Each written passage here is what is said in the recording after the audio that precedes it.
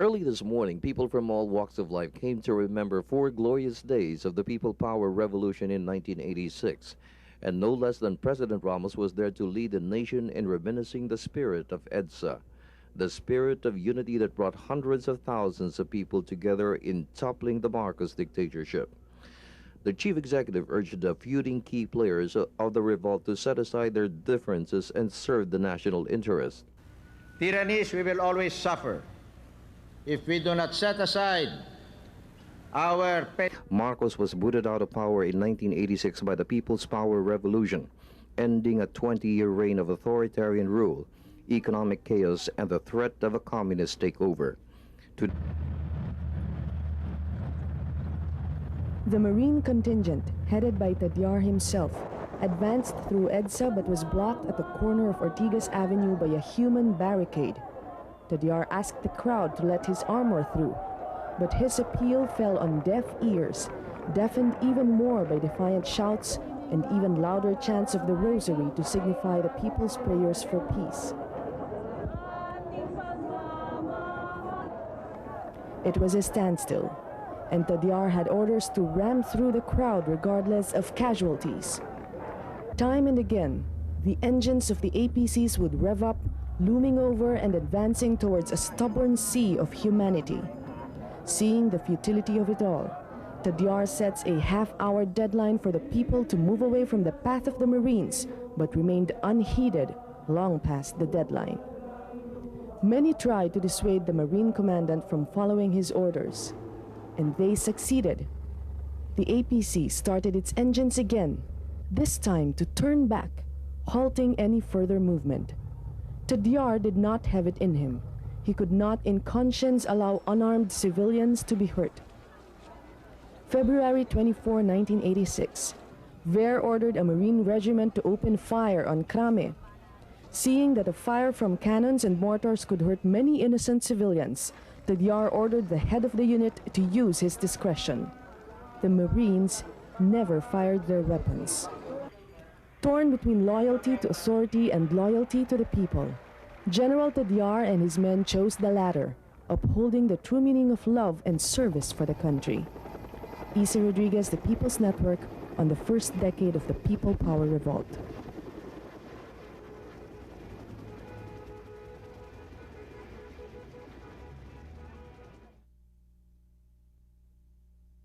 The plan to oust the Marcos administration was hatched in December 1985. Then Philippine Air Force Colonel Charles Hotchkiss said the decision was nurtured by the brutal assassination of opposition Senator Benigno Aquino 2 years before in August 1983. Hotchkiss said the downfall of the Marcoses came when the entire Philippine Air Force decided to lend air support to the Enrile Ramos camp on February 24, 1986. Hotchkiss also recalls the day he defected to the breakaway group together with then Colonel Antonio Sotelo and 2 other Air Force officers. They signified their intention to join the rebel group by flying over Camp Crame and later by destroying some military helicopters to prevent possible counterattack by the Marcos loyalist forces. Of persuasion flights he made over Malacañang Palace with Lieutenants Willie Evangelista. While sporadic violence continues in Manila.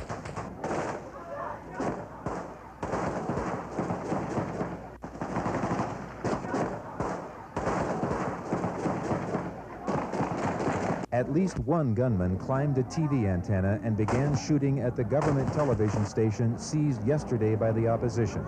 A number of people were shot. One isolated military battle that typifies the continuing power struggle in the Philippines. Rick Fredrickson, CBS News, Manila.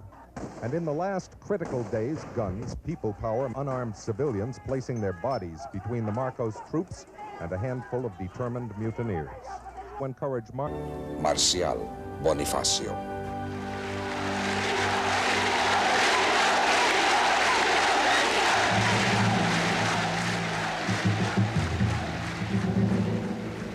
Ninoy, no name in Philippine history has ever held the nation in such a grip except that of Jose Rizal.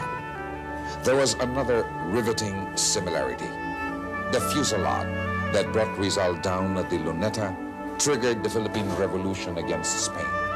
The bullet that snuffed out Ninoy's life spawned the bloodless EDSA Revolution on February 22 to 25, 1986. Each man, dying almost a century apart, brought out the best in the Filipino. Each had the same attributes: a superbly gifted mind, a bottomless passion for liberty, but most of all, courage. Courage to look the enemy in the eye, courage to brave every battlefield, courage to die for one's convictions. But Ninoy realized his moment of truth had come. Since he was denied his passport by Imelda, he used another one with a striking appellation, Marcial Bonifacio. It was a play of names to denote martial law and Fort Bonifacio. Ninoy's return was a countdown that the Philippine government easily spotted and plotted with our 2-hour precision. I suppose there's a physical danger because, assassination is part of public service. Look at poor President Reagan. He got shot because Hinckley fell in love with Jodie Foster. So that's part of the hazard of the game. It's possible Ninoy knew that Marcos knew his every movement since he left Boston August 13, 1983. My feeling is we all have to die sometime. If it's my fate to die by an assassin's bullet, so be it. But I cannot be petrified by inaction or fear of assassination, and therefore stay in a corner. But flood tide had come. And Julius Caesar it was who said, decisions were made at flood tide before the waters recede. I think the very fact alone that we can land is victory enough. Hesitate and all is lost. I have promised to return. I have returned against all odds. August sunlight was streaming down Manila when Ninoy's China Airlines plane landed at the MIA before noon. You have to be very ready with your hand camera because this action can become very fast. Yeah. In a matter of 3-4 minutes, it could be all over, you know. And I may not be able to talk to you again after this. As he descended with burly military escorts, 25 shots rang out. Only one of them, the first, it seemed, killed Ninoy. The killing was awesome. It was also obscene. It did not square with the culture of the Filipino. It was like a hand crawling out of a slimy rock. It had an animal scream to it, a primal scream of somebody gone completely mad. It was unchristian. And because it was unchristian, it roused the Christian nation first to shock, then to shame, then to quiet indignation, then to street out.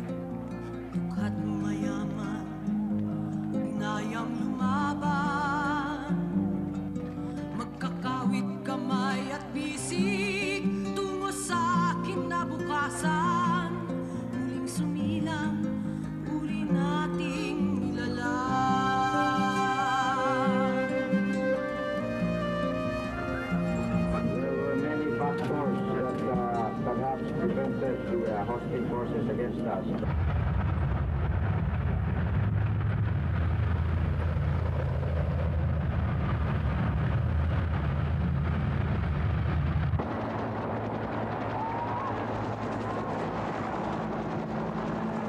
Tibay ng pananalig ang ating kalasag. Di may tataboy, di mahahadlangan. At sa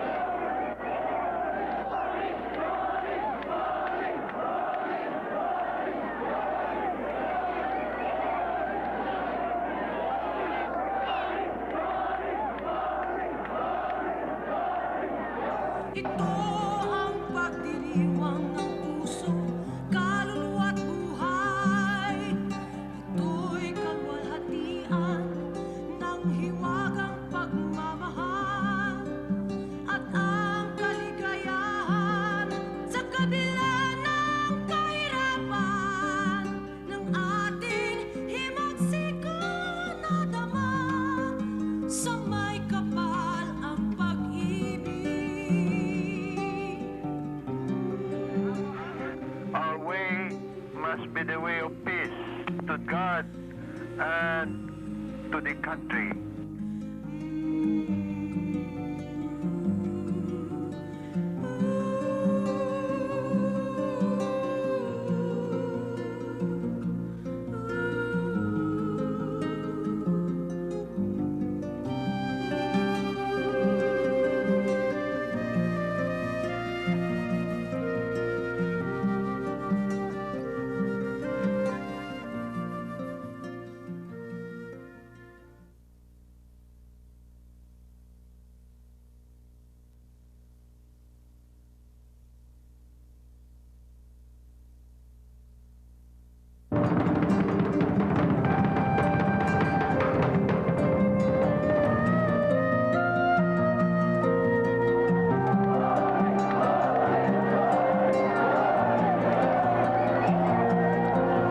Shoutings on the streets were trials of rebirth.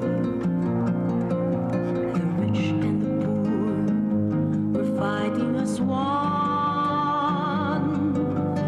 Arms linked with one another, we share the future together. As a people, our identity was born.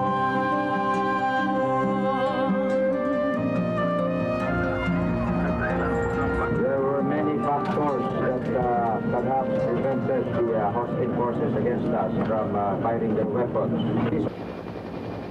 At dawn on February 22nd, 1986, the Army Reform Movement began a coup against Marcos by seizing 2 Manila Army camps. Speaking over the Catholic radio station, Cardinal Sin called on the population to support the mutiny. My dear people, this is a very critical time for our country. You spoke as a people in the last election, expressing your preference for peaceful change. I ask you now to be calm and to be prepared to express again your power as a people.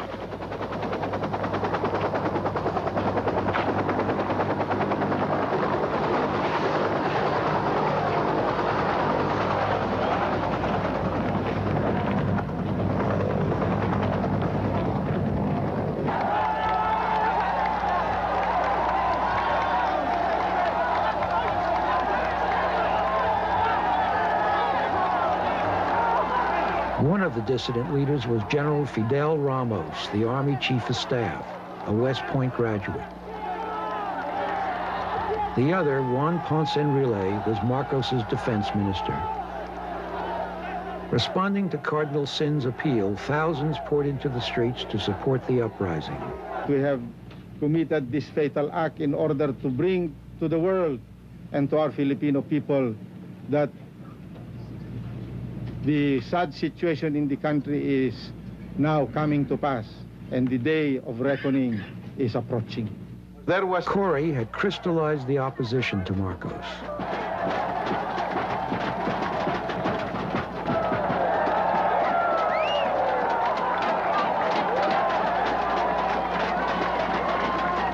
I called up Mr. Juan Ponce Enrile and said, let's stop this fooling around. This is stupid business. I said, I can blast you out of there anytime. Marcos sent in tanks, but the demonstrators blocked their advance.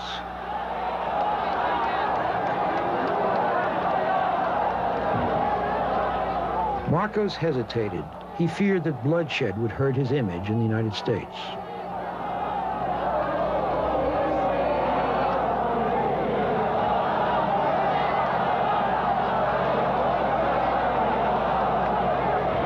At a palace news conference, his top general argued with him. I understand you gave them orders to wait. I told them to wait because they are massing civilians near our troops, and we cannot keep on withdrawing. They asked us to withdraw yesterday. When I talked to Mr. Enrile, he said you talk to you, we withdraw a little. My order is to disperse we cannot the crowd. withdraw all the time, Mr. President. Without shooting them. No, hold on. You disperse the crowd without shooting them.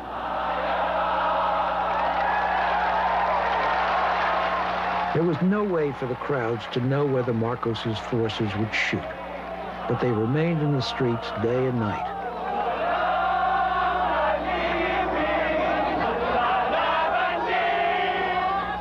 It was the most religious celebration you ever saw.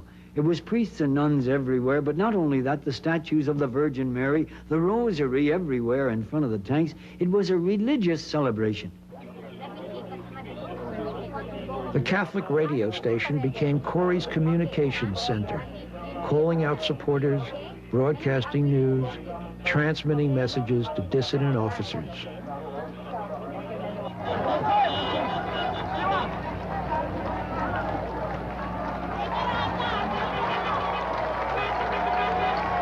Marcos became more and more isolated as entire army units turned against him.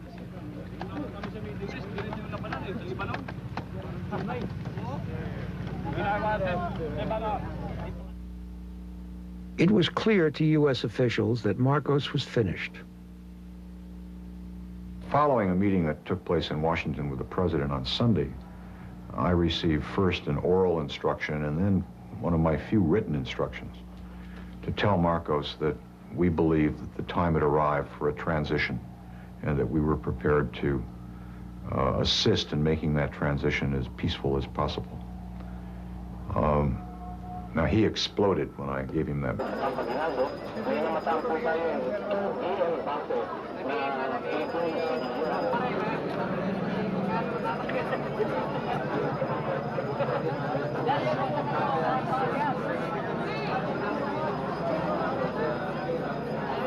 Hello, Mike. Hello.